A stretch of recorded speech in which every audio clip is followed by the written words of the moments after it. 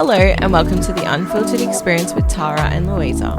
We are two girls who speak the truth about the struggle of never feeling enough whilst growing up in a world of filters and comparison. Here we will have raw, relatable and authentic conversations to empower you on your path to self-development. Come with us on the journey of unlearning. Welcome back to the Unfiltered Experience. This week we're talking week 3 in our Toxic Relationships course.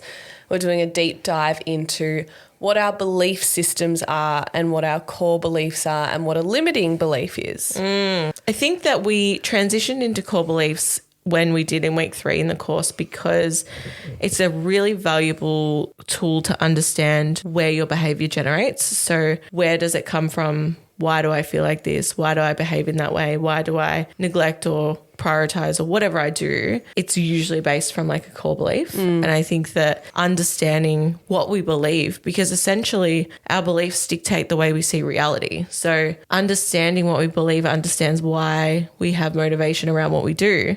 And I think sometimes when we have negative motivation or, we've done things that we're not proud of or acted in ways that we wouldn't usually, it's interesting to see and maybe give yourself some slack about why that happened based on what you believed. Yeah, I feel like I never considered what my beliefs are. Like I never even considered what do I believe about myself. And then I just lived my life running away and reacting to how I felt, like thinking that my thoughts were facts and that if I thought someone didn't like me, that was 100% true, or if I thought that I looked unattractive in something, that was 100% true. Like I never questioned why I thought the way I did. I just lived in this state of negative thinking without realizing that was a choice and there was another option. And I think when you grow up with a lower self-esteem, you don't know how to regulate or coach yourself or look after yourself in a way that you're positive or encouraging towards your goals and your life. Because like I know for me, I had this like dream of being an actress, right, when I was a kid. And then like I had one comment from a family member that I wouldn't be able to do that. And then I instantly took that for gospel. Like, okay, I'm not enough, that I can't do something like that because I'm not capable. I never had that like ability to think introspectively and go, that's their stuff, I can follow what I need or whatever. And I think when you go into like the work in whatever way you do, whether it's through recovery or through trauma or whatever, mental health, when you enter into this world of like developing the relationship with yourself, the biggest driver into changing how you feel about yourself and to growing as a human being is changing what you believe about yourself. What you believe about yourself dictates what you manifest, who you attract in your life, your financial position, your ability to reach your goals, the way you feel in your body, everything. Like it changes everything that you deal with. And when you live unconsciously, you're manifesting things you don't want because you're not in awareness. Yeah, as you were saying that, I was just thinking about how susceptible we are as children to the outside world. And I think that it's really important to highlight that that's usually where we create most of our belief systems, is in what we hear, see and do as children. And that's why dysfunctional family dynamics and stuff play a big role into us developing negative core beliefs about ourselves.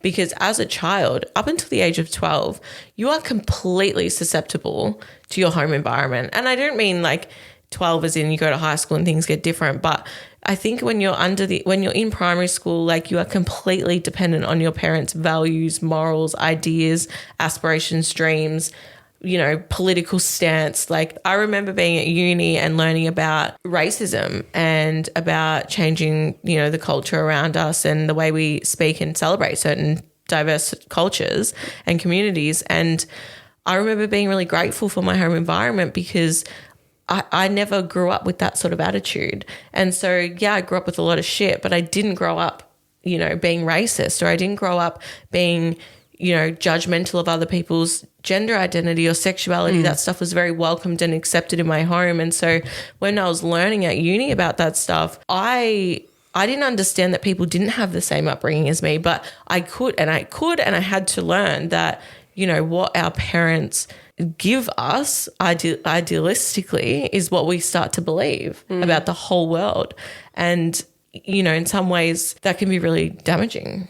Well, I think it really dictates how we then go and relate to others. Those early childhood relationships with our caregivers dictate our esteem and our relationship with ourselves, and then our esteem and our relationship with ourselves dictates what we think we're worthy of. So if I believe I'm worthy, I'm going to attract a partner that reflects those beliefs. But if I have this hidden belief system that I'm unlovable and I should be overpowered and I don't have a voice, or I've never had an example of having a voice, so I believe I don't know what it's like to have a voice, so I shouldn't have a voice. And then so we unconsciously attract partners that reflect either our dynamics with our parents or our dynamics with our beliefs. And often they're the same thing. The reason we put this week into the course, when you look at like healing from a toxic relationship, right? We've got to look at why am I in a toxic relationship? Why we are attracted to those types of people. And that comes from our belief systems. It comes from what we believe we deserve. And through the course, the whole purpose of having a whole week on that is to transform and to actively change or be actively conscious about what we believe about ourselves so we can reflect a new reality. Yeah, I love what you said about sort of taking responsibility, because if you have sort of a one-off scenario where you ended up with the wrong person, and usually you have quite healthy relationships and this person just didn't turn out to be who you thought they were, it might be very different to someone who's been constantly attracting the same person with a different face. And I think that's the focus we're really looking on here is, you know, if we're healing from these toxic relationships, why are we in the toxic relationships in the first place? And like you said, it reflects so much on what we witness as children. So what we feel in our family home, the way we're taught how to love, how to respect ourselves, how to respect others, how to say no in certain situations, how to, you know, empower ourselves. I think that this isn't, you know, a bagging sesh of our parents, you know, that's not what we're doing here, but we're looking at where we can take responsibility for that change in our life, because essentially once we move out of the family home, yes, we have all that influence and all of that harm, potential harm that might have been done to us, but it's our responsibility what we do with that. And as you transition into adults and you transition into doing the work on yourself, it becomes on you to actually make that change. So I think awareness without action is just, what is it? Hell. It's like, yeah, I think that... Well, it's counterproductive, because being aware and not taking action just completely destroys you. And yeah, and it's just like it leaves you in a pretty uncomfortable position. So it's like... Leaves you worse off. Yeah, once you sort of shine the light, that's probably more what I wanted to say. Once you shine the light on your behaviour, you become more willing to change. So if we look at, you know, attracting the partners we do, if we're attracting partners that don't show us that we're worthy or don't show us love, where do we go wrong in believing that about ourselves? So where did that come from? Why do I stay in a relationship where I'm unloved? Where in my family dynamic was that something that was modeled to me that I think that that's okay? Yeah. You know, like where did I see my parents maybe arguing every single day and not showing each other love, maybe sleeping in separate bedrooms or being divorced but still living in the family home or whatever it may be? It might be even way more subtle than that. That's like an explicit example, but, you know, even smaller examples might be your dad being at work a lot of the time, you know, like, or not coming home, and you then see yourself as not worthy of having quality time with your partner. Or you're not deserving of someone who shows you quality time because maybe a parent wasn't there showing you quality time or giving you quality time. Yeah, I feel like one massive belief that's come up for me recently that I'll share. I was listening to this podcast the other day about shame and how it's really important as parents to make mistakes and own up to those mistakes. And I think, bless my parents, they're amazing, but they come from a different generation where you do not admit your mistakes, so you do not admit you're wrong to your children. And that was really common for baby boomers and for their parents to not show, to be a level of authority over their children. Whereas like we've seen parenting change so much in this day and age where parents are very on the same level as their kids. They're very personable. It's very emotional language, whatever, which is amazing. I say that with my parents did the best that they could with the information they had. And so I never witnessed my parents necessarily making a mistake and owning that. And so as a kid, I grew up with this belief that I could never make a mistake. And if I make a mistake, it means I'm wrong as a human being. Mm-hmm. And they didn't explicitly tell me that, but I picked up on unconscious messaging and conditioning of them not owning their stuff with mistakes. So I believed that and I reflected that and blamed that on me, right? And as a young adult and as a teenager, I learnt to lie and avoid responsibility because I thought that if I admitted that I was wrong or that I made a mistake or that I fucked up, that I would be admitting that I'm inadequate or I'm a horrible person and the world would cave in, right? A big part for me over the past 5 years is like understanding how much freedom there is in just owning where I've done wrong and making a mistake. And it's still so hard for me, especially in like my romantic relationship, when we have conflict and I've upset him or there's a part that I have to play, not to just look at him and look at his part and blame him for those bits and hide. And I want to hide all my mistakes. And yeah, I think the biggest thing that I've learned, trying to change that belief in action is so bloody painful. When I have been well and I have practiced owning my mistakes and being kind to myself around that, big things happen. But my initial reaction when I make a mistake is to go into shame and to anxious attachment on others and to think like, oh no, like now I'm going to be abandoned. Learning how to like self-soothe after not acting from trying to escape a core belief. It can be really painful and it can be really hard, but it's funny how like the belief is in place to try and protect me from feeling bad about myself, but the behavior is making me feel worse about myself that I'm using to protect myself from. Does that make sense? Mm-hmm. No, I loved, like I was just doing like a workshop, like a running inventory in my head. Before we started this episode, I was talking about like these rules and assumptions, and I'll talk a little bit more about that, but you highlighted it. Your core belief was that you're wrong. And then so you develop this rule that, or this assumption, if I make a mistake, then I'm a bad person. And then so as a result, your rule is, then I can't tell the truth. And you live your whole life like that. And it's so interesting when we start to backwards that negative loop, because when you go back the other way, you go back to the rule, oh, like I have to lie to be accepted or adequate. You're actually reversing that and saying, no, I have to tell the truth to be my authentic self, to be loved. And that goes against everything that your rules and assumptions and your belief says.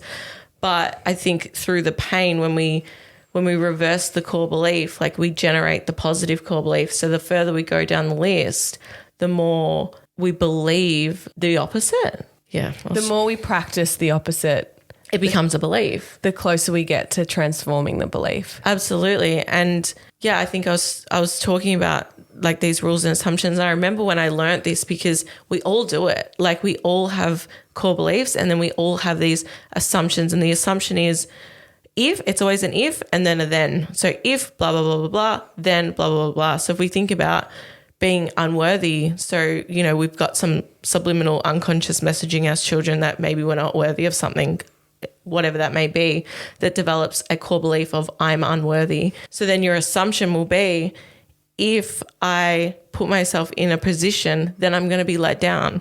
Or if I put myself out there, I'm not going to make it. Or if I get into a relationship, they're going to leave. And so the rule is I'm never going to get in a relationship. I'm never going to put myself out there. I'm always going to stay small. All of this sort of stuff. And then as a result, like we let the belief control our life. And so if we bring it back to toxic relationships, so if the belief is that we're unlovable and then we wind up in a relationship and that partner cheats or lies or leaves or whatever it may be, the rule might be like, if I speak my truth, or if I confront my partner, or if I leave, I'm never going to find someone again, or I'm never going to be loved again, or... Well, I like the one that you mentioned before we started recording about if I'm attractive, then I'm lovable. That being a rule, because I have definitely had that, and I think like women have a lot of pressure with social media as well, that if they're attractive to this sort of cookie cutter mold that you see online, then I'm worthy. And it's interesting to think because I definitely treat myself differently depending on how I feel about how I look. Totally. So when I'm like in my ovulation period and I like how I look, I'm like, I'm worthy, like I'm vibing, like I'm speaking to myself really nicely. But when I'm in a really dark place or I'm feeling down about myself or my hair's not going right, I speak to myself with, like, I see myself in a different way. I see my worth in a different way. And those are the moments where it counts about how you speak to yourself. Oh, totally. 100%, because it feeds back. Like if we have even just like a small belief that our worth is based on how we look, every time we look in that mirror and go, you don't have this, or you're not doing that, or whatever, we're feeding back to that core belief saying, you're right. Like this is fact. And I think that you touched on that earlier about core beliefs being like our reality, like they are facts to us.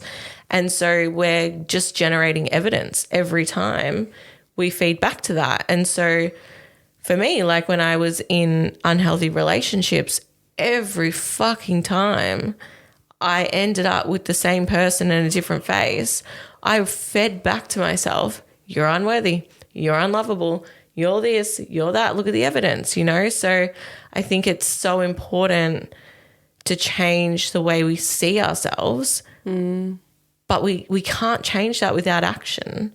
So we've got to start putting in the action first. So that's why they say that wanky shit, like get in front of the mirror and say, I'm beautiful and I'm this and I'm that, because the words we say become beliefs about ourselves. So once we say it to ourselves enough times, well, we'll start to believe it. So when I'm attracting a healthy partner, I'm saying to myself, I deserve someone who loves me. I deserve someone who values me. And I remember writing a big old fucking list about it and reading it all the time, because it was like I had to change the belief, because the belief was the unconscious driver in me attracting all the wrong people. Amen. One thing I love that because when we wrote the course, we had different weeks that we wrote. And Tara wrote on week 3 about cognitive bias and how we read our reality to reaffirm the belief. So if you believe that you are unworthy, right, we're going to read circumstances to reaffirm that belief. So if I get rejected from a job application, I'm going to go, oh, that's because I'm not good enough. Whereas someone that believes they are worthy, they're going, oh, the universe is directing me to something better. Once you have this awareness and once you grow this awareness about what you believe, and if you don't know what you believe about yourself, because I know for me, I had quite a good protective ego in the sense that I had no idea that I didn't like myself. It took me a while to understand the truth of how I felt about myself. And it wasn't until I realized why I didn't like my ex-partner so much. I had this like boiling resentment on him. And then I realized like, oh, I don't like this person because he is all the things I don't like about myself. But before that, I had this like protective ego that was like, oh, I can't believe other people don't like themselves. I wonder why I act out in the way that I do. And then once I sort of started doing the work and I started looking at my relationships and I started looking at the work of self-development in any way, shape or form, I started to connect to the actual authentic truth, which was that I've never thought I was good enough. And yeah, if you're listening to this and you've had like an unhealthy relationship in the past, but you're feeling like that's not your reality anymore, the course that we offer it's a self-development course to transform your relationship with yourself so that you attract great relationships into your life. Yeah, I think that you nailed it, because oh my God, hang on. I'm going delusional. You nailed it. You got it, girl. Okay. I think you're exactly What I'm trying to say is that exactly what you said, the course is based around changing our whole selves so that we can be our best version of ourselves going into our next relationship. And you don't really even need to do this course based on wanting a relationship. It's about clearing the past. And I think that understanding core beliefs, limiting beliefs, all of that sort of stuff is so paramount to changing, like you said, relationship with self. And that will transform you in many ways. So it changes, like you said, the way we attract finances, the way we attract careers, the way we see ourselves in the mirror, the way we speak to ourselves throughout the day. Understanding this stuff shines a light on where we need to heal and where we need to start giving ourselves more love. And yeah, like the journey for me has not been linear, but it's been one of not engaging in any sort of actions or behaviors that reiterate the negative things I feel about myself. So it's like, if I don't feel comfortable in that situation or it's not adding to my self-worth, then I'm going to remove myself. And as a result, that generates a positive core belief, like that counteracts that one. And I spoke in a way previous episode about leaving a workplace, and like, so I left a toxic work environment, but it did more for me than I could have ever understood at that time about changing the way I saw myself. So if I started to value myself and I started to put myself in positions where I'm treating myself like I'm valuable, then that bleeds into every area of my life, not just how I feel about myself at work. Totally. So Amen. Yeah, it generates abundance. All right. I think we've hit our quota. We've hit the end. We've hit the limit of vulnerability. Time to reel it in. Well, it's been a great week. It's been a great week. We'll see you next week for a new episode Stay in our tuned. relationship series. Bye. See ya. Thank you so much for listening to this episode. If you liked it, please share it with someone you think would benefit from it, or share it on your socials and tag us. If you don't already, follow us on TikTok and Instagram to stay up to date with us and our latest self-development courses. Thank you for listening.